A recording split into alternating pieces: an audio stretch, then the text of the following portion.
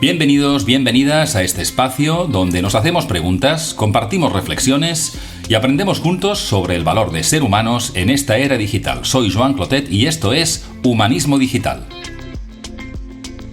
Tú puedes ser creativo.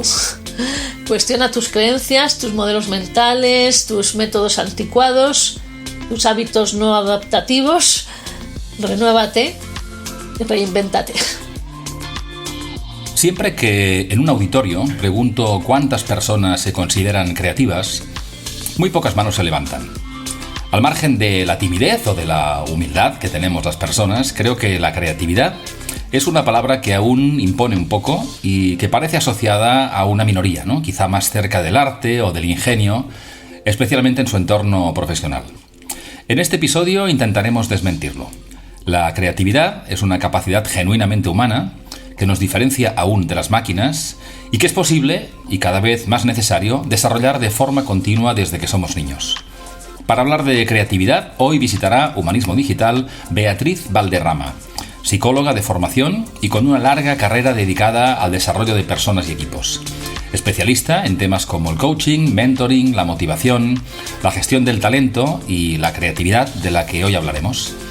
La creatividad, nos dice, reside en la cultura de las organizaciones y crece en entornos con seguridad psicológica en los que se permite y se nos invita a fallar con elegancia. Os dejo con Beatriz, que nos guiará en el camino para ser más creativos.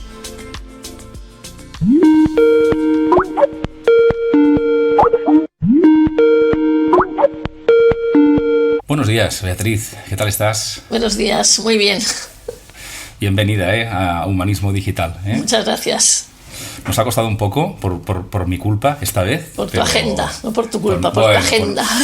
Bueno, ya sabes que esto de la agenda es una excusa presentable y que es verdad que todos tenemos el tiempo comprometido en muchas cosas, pero bueno, que con ganas de conversar contigo y más después de enfrascarme en tu libro.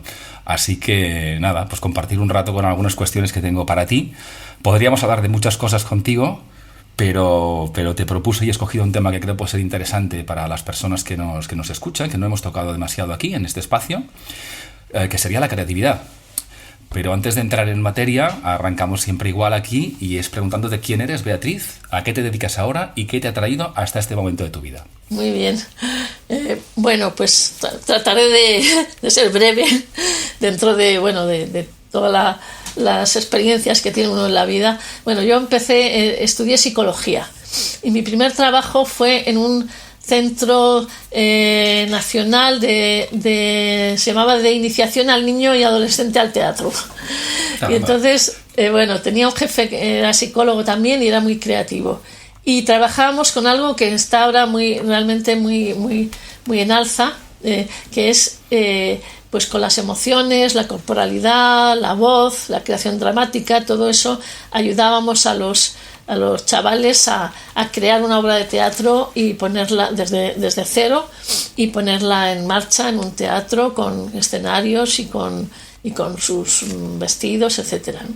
Y bueno, pues luego cuando monté junto con mi jefe montamos y otros socios, pues montamos una empresa de software educativo que se llamaba Alia. En el año 81, me parece, sí, en el 81, o sea, que éramos pioneros totales. Ahí hicimos pues una serie de programas para enseñanza, como juegos para enseñanza de la lectoescritura y también para lógica matemática. Todo jugando y tal, que todavía están por ahí, estuvieron funcionando hasta que la tarjeta aquella del PC, todavía no existían los PCs, o sea que empezamos con... Claro, 83, 80... Sí, o sea, empezamos con Spectrum, Commodore, MSX, Astra, y luego ya lo pasamos ya en el 86 o así, lo pasamos a PC. Y también, el primer programa que hice fue uno para dejar de fumar, que se llamaba Fumo Stop. Claro, vendimos uno porque personas que en España quisieran dejar de fumar en aquellos años, tuvieran ordenador y además tenía que ser Commodore 64, pues era complicado. Bueno, luego, después de eso, pues me dediqué a consultoría de formación, desarrollo de competencias, de inteligencia emocional, de soft skills. Y en el 2003 monté mi propia empresa que se llama Alta Capacidad y sigo haciendo esos temas de desarrollo, coaching, mentoring, coaching de equipo, transformación en las organizaciones. Digamos, una vocación como psicóloga de desarrollo y crecimiento de personas, de equipos y de organizaciones. En el 2008 llegó la crisis y aproveché para hacer aquellas cosas que no puedes hacer cuando tienes mucho trabajo, que es escribir libros. Y bueno, pues ahí escribí el de mentoring y coaching, el de motivación inteligente, luego creatividad inteligente y otros que después he ido escribiendo de coaching de equipos y de gestión del talento, ¿no? Bueno, pues lo último, también hice, aprovechando la crisis, también hice mi tesis doctoral con un modelo de motivación que lo llamé Rueda de Motivos, que bueno, pues que lo validé con la tesis y que creo que es un modelo muy potente, del que han salido pues dos cuestionarios: el APM, análisis del perfil motivacional, que está es lo que validé con mi tesis, y luego ahora acabo de sacar el test motor, que es un test orientado al desarrollo. O sea, Beatriz, que llevas toda la vida, diría, pues ayudando a las personas a conocerse mejor y a crecer y a aprender. Pues sí, eso es lo que me gusta, es mi pasión y mi propósito de vida. Fantástico. Es con lo que me hace feliz y lo que se me da bien, parece. Pues eso parece, porque hacer una actividad durante tantos años y además de manera tan prolífica, pues fíjate, tocas muchos palos, que me interesan todos ellos, la verdad, pero como te decía al principio, hoy me gustaría centrar la conversación en uno de esos libros que tú escribiste y que estoy leyendo, además me está gustando mucho, que es Creatividad Inteligente, y que hablemos un poco de creatividad, un libro que escribiste con la editorial Pirámide, publicado en el 2021, y que hablas de un tema que está muy de moda, que lo ha estado siempre. Pero yo quiero preguntarte, pues a ti, que has escrito un libro y sabes un poco más de esto que muchas personas, ¿qué es para ti la creatividad y por qué crees que debería estar más presente en nuestras vidas? Bueno, la creatividad es la capacidad que tenemos las personas para generar ideas y soluciones novedosas y útiles. Es una forma de pensar, para que nos ayuda pues a inventar, a crear, a conseguir resultados.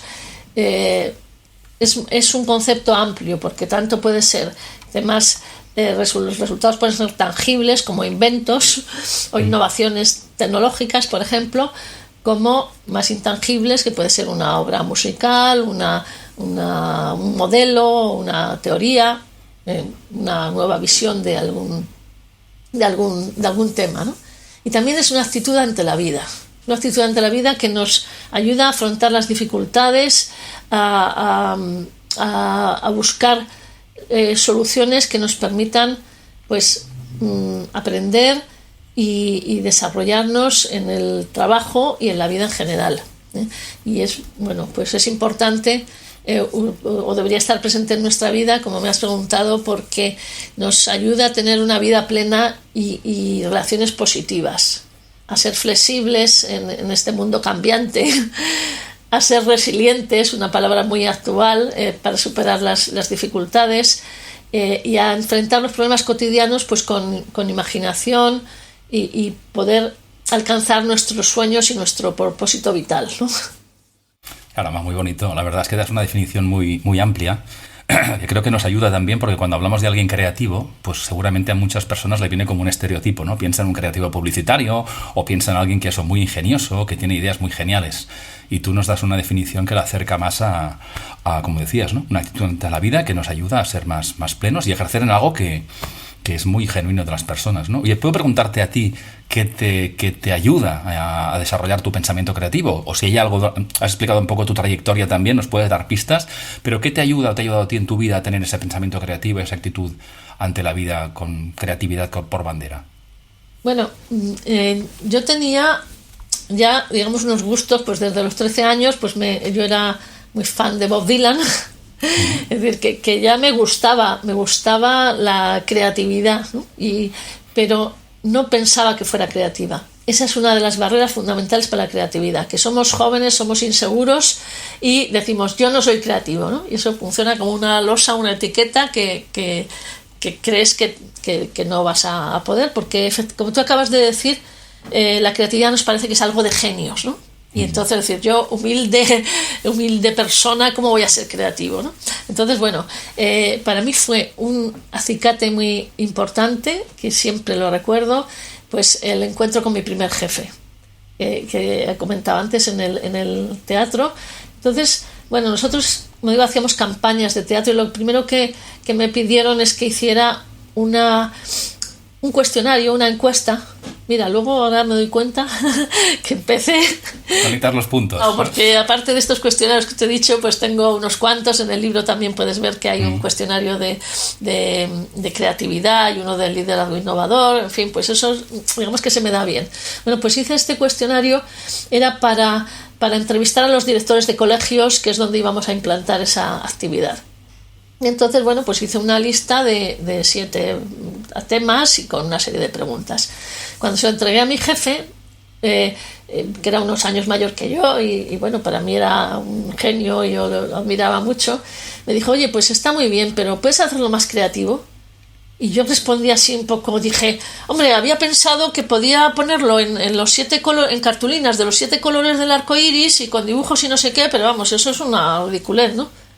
Y me dijo, vamos, me interrumpió antes de decir lo de la ridiculez, porque ya me veía el tono, y me dijo, ¿y por qué no? Y entonces ese por qué no para mí fue fundamental. O sea, a partir de ahí lo hice, vi que eso gustaba, y bueno, pues fue eso que necesitaba para romper esa idea que tenemos de la principal barrera, ya digo, para la creatividad es la desconfianza en la propia capacidad creativa. Qué bueno, tienes mucha razón, porque fíjate, yo a veces en algunas sesiones de facilitación o conferencias hago también esa pregunta y pregunto quién se reconoce como creativo en la sala, y generalmente hay muy poquitas personas, y estoy contigo que es a lo mejor una capacidad que tenemos un poco desarrollada o poco consciente, y esos momentos de revelación como lo que tú tuviste en alguien que te hace ver lo que tú todavía no ves son fantásticos, ¿no? Hago eso mismo que tú comentas al principio de un taller de creatividad, que levanten la mano, y entonces pocos levantan la mano, ¿no? La levanto yo y trato así, pero pocos. Y siempre digo, bueno, al final de esta sesión, sea de 2 jornadas, sea de 2 horas, espero que cuando vuelva a preguntar al final, levantéis todos la mano y con autoconfianza, ¿no? Porque la autoconfianza también está muy ligada a la creatividad. Claro. Imagínate, Beatriz, que alguien que te está escuchando dice, oye, pues a lo mejor sí, que soy más creativo, más creativa de lo que me pensaba, ¿no? ¿Se puede aprender a ser creativo? ¿Hay algún ejercicio práctico? En el libro he visto muchos, pero incluso por las personas que ahora te están escuchando, ¿hay algún tipo de ejercicio que nos puedas hacer ahora en directo o que puedas sugerir que nos abra la puerta en ese camino, en el aprendizaje a ser cada vez más creativos? Pues mira, sobre todo hay pautas que puedo dar. Bueno, muchas veces pensamos que ser creativo vamos a hacer una tormenta de ideas, de soluciones, cuando en realidad la creatividad empieza mucho antes, empieza por detectar problemas, porque hay gente que dice, no, todo está ya inventado, las cosas son así, tengo una china en el zapato, me molesta, pero bueno, continuaré con ello, ¿no? Pues las personas creativas lo que hacen es ser sensibles a los problemas, detectar esas cosas, esas chinas en el zapato que se podrían mejorar o cambiar. Y entonces siempre eso, antes de ir a las soluciones, también redefinir el problema, verlo de distintas formas. Poco el pensamiento crítico nos ayuda en eso, ¿no? Otras formas de ver las situaciones. Luego, bueno, pues lo básico de la tormenta de ideas es ir más allá de la primera respuesta correcta. O sea, es decir, tengo un problema, voy a ponerme en un papel a buscar como mínimo 3 soluciones. O 5 soluciones, cada vez más, si quieres, ¿no? O sea, son pequeños pasos para hacer un plan de acción para ser cada día más creativo, ¿eh? Y luego, bueno, pues aplicar las ideas, porque muchas veces en la empresa, venga, una tormenta de ideas, se quedan todas ahí y luego no se aplican. No, venga, de esas ideas que has tenido, venga, haz un plan de acción y ponlas en práctica, comprueba el resultado y refuérzate a ti mismo de, pues sí, he sido creativo o creativa, ¿no? Y luego, pues también hay juegos Por ejemplo, que puedes hacer también con los niños, ¿no? El coger cualquier objeto, por ejemplo, una percha, ¿no? Y entonces dices para qué puede servir, aparte de para colgar ropa, ¿no? Y cada uno se lo vas pasando al otro y que diga algo, ¿no? Con los niños también es muy bueno, desde luego, porque va a ser muy útil para ellos el fomentar ese pensamiento creativo. Bueno, más cosas, pues enfrentarte a tus miedos, fallar con elegancia, porque muchas veces no somos creativos porque tenemos mucho miedo al fracaso. Y en las empresas o tal también, oye, no puedes reconocer un error porque me van a culpar, yo soy culpable, los demás son culpables. Esa cultura de culpa y de intolerancia al fracaso, pues hay que trabajarla tanto a nivel de persona como de equipo, si eres un líder o de organización, para decir, mira, falla con elegancia, ¿no? O sea, me he equivocado y lo reconozco rápidamente, me he equivocado porque soy humano y ya lo haré de otra forma mejor, ¿no? Entonces, el quitarnos esa versión que tenemos muy, muy interiorizada de que fracasar es malo y es casi un pecado, decir, bueno, pues, oye, vamos a trabajar en eso. Importante anotar las ideas, disminuir el estrés. Eso es fundamental, es decir, el estrés es enemigo de la creatividad. Una dosis excesiva de estrés, es decir, cuando vamos corriendo con plazos, con todo eso, pues nos disminuye la creatividad. Entonces, pues descanso, juego y bueno, pues técnicas, pues preguntarse qué pasaría así o por qué no. Y bueno, ir a mi libro, que hay más. Hay muchísimas y me encanta esto que dices, ¿no? De fallar con elegancia, de atrevernos y de conectar con los niños que tenemos delante o los que siempre hemos sido, ¿no? Y que en aquel momento teníamos menos miedo, menos estrés y ahí fluían más cosas, ¿no? Y mira, has mencionado también pues este concepto de fomentar la creatividad en el ámbito organizacional, ¿no? En empresas, en instituciones, que entonces ya no es solamente las barreras individuales que nos ponemos, sino las propias o las inercias propias de una empresa más o menos grande, ¿no? Entonces, yo quería preguntarte desde tu punto de vista, pues qué frenos, pero especialmente qué palancas tenemos a nivel organizativo para fomentar esa creatividad necesaria. Mira, lo fundamental lo podemos resumir en la cultura de la organización. Podemos ver la cultura de una forma sencilla como lo que se premia y castiga en un determinado entorno laboral, ¿vale? Y eso pues puede ser de forma explícita, pues como promociones, ascensos, reconocimientos, o de forma implícita como darte cuenta que tus compañeros se van a desayunar y no cuentan contigo, ¿no? Esa es la forma que se transmite lo que aquí está bien visto, lo que se recompensa y lo que no nos gusta, ¿no? Entonces, bueno, pues las empresas de cultura tradicional pues refuerzan o prefieren la estabilidad, los métodos ya ensayados, los procedimientos establecidos, y suelen castigar todo aquello que se salga de las normas o que cuestione el statu quo, ¿vale? Al contrario, las empresas con cultura innovadora pues tienden a buscar oportunidades, a probar nuevas soluciones, a diversificar, a asumir riesgos y a ser más emprendedoras, ¿no? Entonces, y eso lo mismo pues se transmite. Es lo que lleva hacia un lado los comportamientos o hacia otro. Muy bien. Y además, claro, mencionas que claro, la empresa o la organización como tal puede ser grande o pequeña, puede tener una inercia del pasado, pero mencionas esa conexión con lo predecible, ¿no? Algo que es estable y que antes cambiaba, todo cambia siempre, pero a un ritmo distinto, y ahora pues no... mientras te escuchaba me hacías pensar en aquel chiste malo del no te pago para pensar. Sí, y ahora debería ser no te pago para no pensar. Esas cosas las he oído yo, las he llegado a oír hace tiempo, oído, pero las he llegado a oír. No te pagan para pensar. Por suerte cada vez menos, y ojalá ahora nazca otra manera, que es no te pago para no pensar. Necesito tus errores, necesito como has dicho, tus fallos con elegancia. Eso, ¿no? Es. Y a tiempo, además, ¿no? Y además reconocerlos incluso, ¿no? Y esto es bastante contraintuitivo, pero estoy contigo que es fundamental. ¿Por qué no? Siguiendo un poco en este campo, imaginemos que nos está escuchando un responsable de personas, de talento, un gerente, un responsable de equipos, y dice, oye, me gustaría hacer 2 o 3 cosas en mi ámbito, que puede ser empresa grande, pequeña, pública, privada, no tenemos ni idea.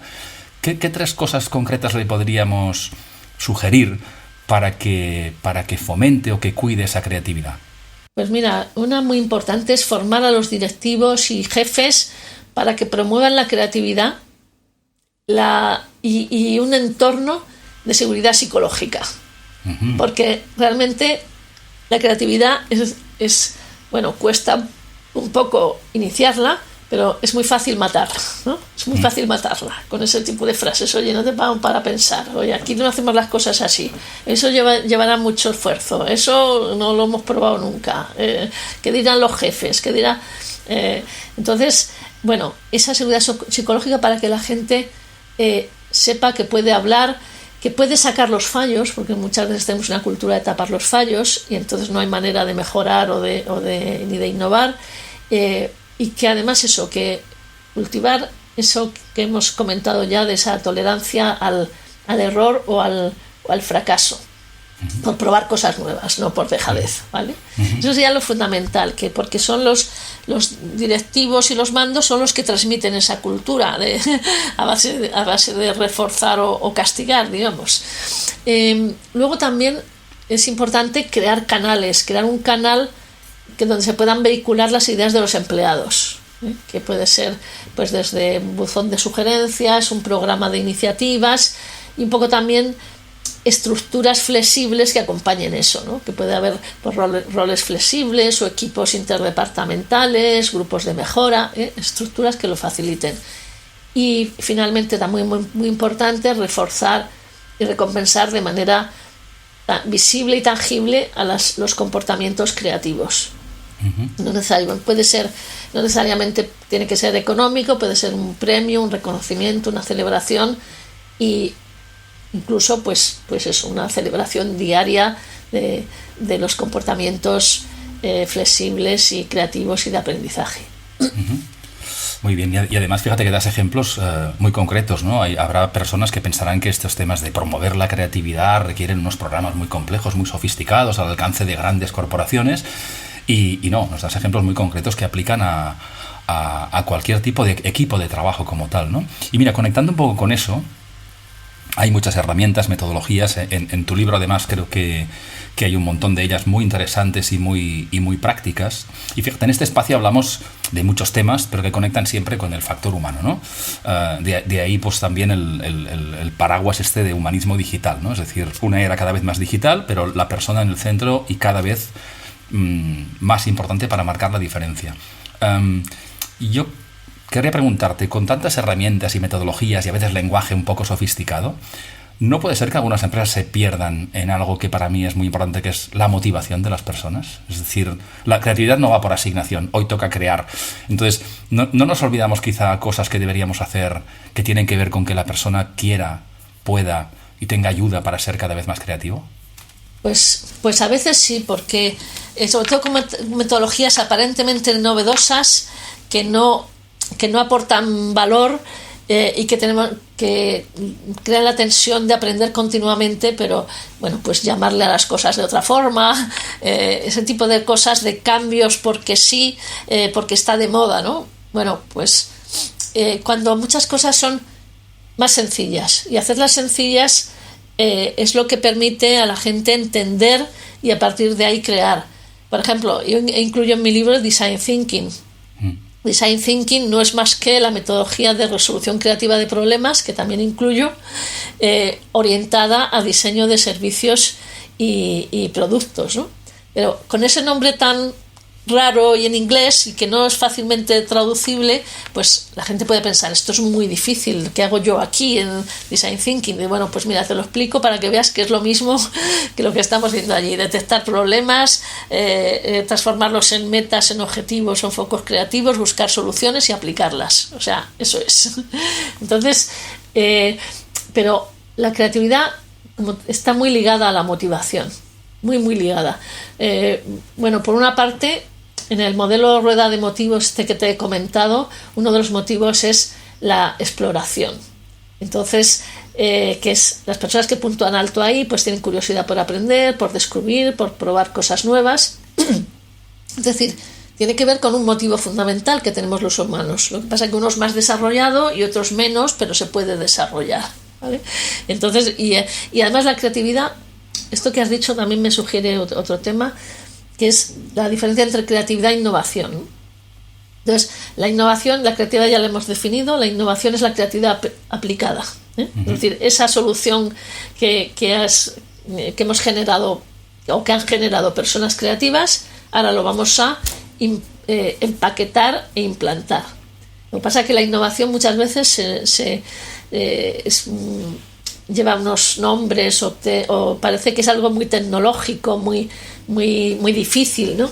Y bueno, pues esas, como tú dices, no puede haber innovación si no hay personas creativas. Sin duda. Y las personas tienen motivos y además la creatividad está muy ligada a la motivación. O sea, por una parte, las ideas no nos surgen cuando estamos apáticos o aburridos, ni tampoco cuando estamos estresados. Nos surgen en un momento óptimo de motivación, donde tenemos estímulos, incentivos, pero a la vez tenemos emociones positivas. Ese es el estado un poco más de fluidez que diría Csikszentmihalyi, ¿vale? Entonces, bueno, pues requiere efectivamente poder crear estos ambientes en que las personas se sientan por una parte seguras y por otra estimuladas y con ganas de aprender. Hoy se ha puesto de moda decir que el aburrimiento es semilla de creatividad. Yo no lo creo, me parece que es un error, que es confundir el que sí, que la creatividad no surge cuando está uno muy estresado o muy ocupado, entonces tienes que tener momentos de descanso, de dormir, de hablar con los amigos, porque en ese momento es cuando te van a venir las ideas en las que tu cerebro ha estado trabajando cuando estabas en modo tarea, ¿no? Pero eso no quiere decir que eso sea aburrirse. O sea, el aburrimiento realmente, decía Bertrand Russell, que el aburrimiento es un tema de los moralistas porque la mayoría de los pecados se cometen por su causa.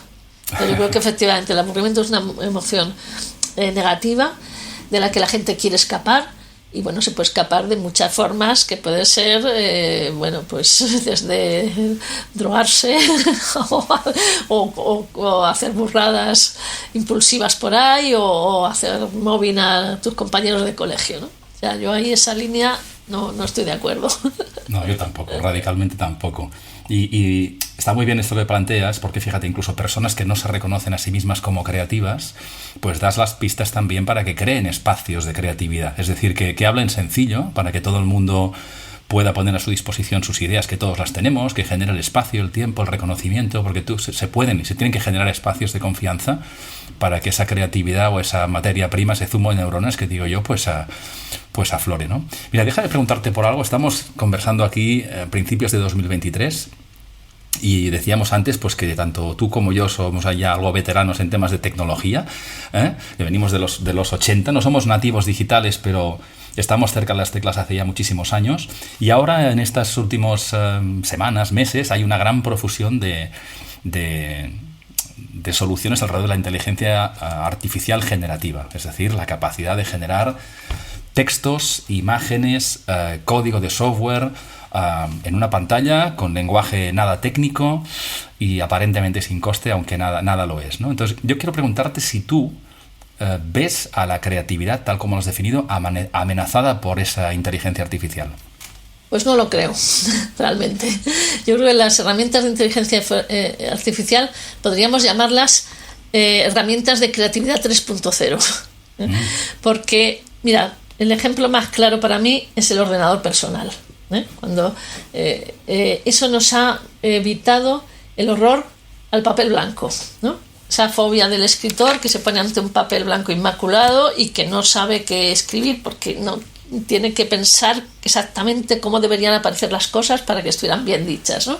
Entonces, tener el ordenador te permite escribir tus ideas tal como te vienen y luego ya pues las vas reformando y redactando. Bueno, para mí aquello fue una explosión de base para la creatividad. Pues lo mismo pasa con estas nuevas herramientas. Te pueden avanzar un trabajo de base que te deje más tiempo para la creatividad. Te pueden también permitir encontrar ideas y estímulos que luego puedes combinar de forma novedosa, ¿no? Que al final la creatividad es eso, no surge de la nada, surge de combinar estímulos o cosas que antes no se habían combinado de otra forma distinta, ¿no? Yo creo que, bueno, hay que ver desde luego pues cambia el mercado de trabajo, desaparecerán algunos los puestos, aparecerán otros, como el otro día me decían el prompt engineering, el prompt engineer, que es el que escribe muy bien las preguntas o las instrucciones para que genere un dibujo o una imagen interesante, ¿no? Pero aparte de eso, yo creo que son herramientas básicas para la creatividad. Muy bien, fantástico. Fíjate que volvemos a los clásicos. Lo importante son las preguntas, ¿eh? O sea, siglos después volvemos a algo que, asistido por la tecnología, y yo estoy contigo también, que bueno, lo iremos normalizando con los años, estos asistentes cognitivos. Antes era un PC y ahora será algo muy sofisticado, pero yo estoy contigo que son una herramienta más y un estímulo más para nuestras neuronas, ¿no? Mira, Beatriz, nos has comentado muchas cosas muy interesantes, y yo, antes de cerrar por una cuestión de tiempo, me gustaría pedirte con qué te gustaría que se quedaran las personas que te descubran hoy, de todo lo que nos has dicho, que tenga que ver con creatividad o con lo que tú quieras. Pues mira, tú puedes ser creativo. Cuestiona tus creencias, tus modelos mentales, tus métodos anticuados, tus hábitos no adaptativos, renuévate y reinvéntate. Ese sería mi mensaje. Pues clarísimo, muy empoderador y muy necesario, porque como decíamos, el mundo cambia y tenemos que cambiar con el mundo, y cada vez tenemos más oportunidades y herramientas. Y bueno, pues desde la inteligencia artificial, algo tan moderno o algo tan valioso, clásico y útil como este libro que me encanta, que es Creatividad Inteligente, por muchos más. Has escrito ya algunos, igual hablaremos otros días de otras cuestiones en las que seguro que aprenderemos y disfrutaremos de la conversación.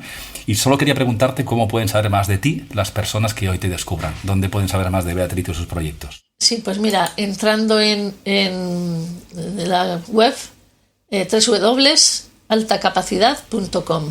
Ahí está, bueno, pues publicaciones, documentos que se pueden descargar o enlaces a artículos que he escrito, pues en toda esta serie de temas relacionados con el desarrollo de habilidades de inteligencia emocional, personal e interpersonal. Fantástico.